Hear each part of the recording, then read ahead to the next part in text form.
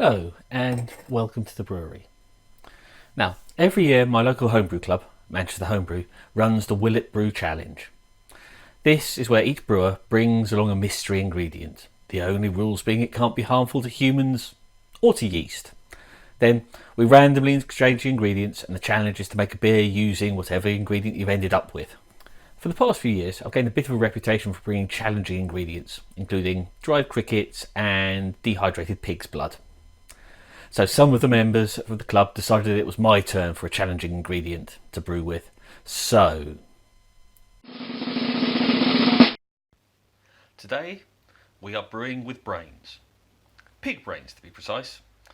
I briefly considered adding to the mash or something similar, but after a little bit of research I found out that brains were quite low on flavour, so I decided to pick a classic pig brain recipe, whatever there are classic recipes, and see if I could add the flavours of that into a beer. The recipe I found included mushrooms, some herbs, and was flambéed in brandy before being put on toast. So, I ignored the first step that was supposed to remove the funky flavours by simmering it in milk, as I wanted as much flavour as possible.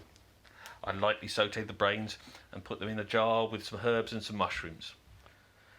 I added the brandy to cover everything, then sealed it up and left it in the fridge for about a month. When I pulled it out of the fridge, it looked, interesting.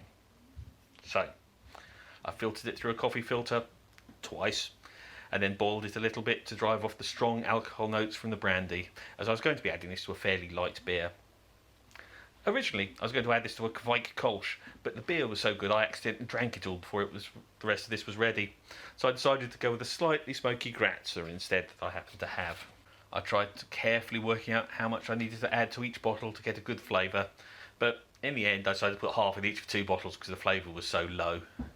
I then dressed these up a bit in some suitably dramatic presentation for the Homebrew Club meeting, reusing the box that the brains had come in and adding some more biohazard labels to give people the right warning of what was inside.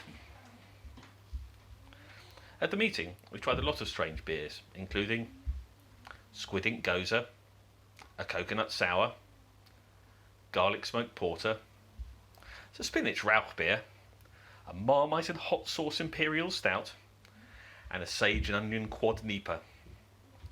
Surprisingly, the brains beer didn't turn out to be the least pleasant, though we did accidentally give some of it to a vegan bar staff member.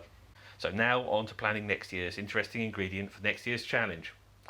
Any ideas from you lot in the comments please.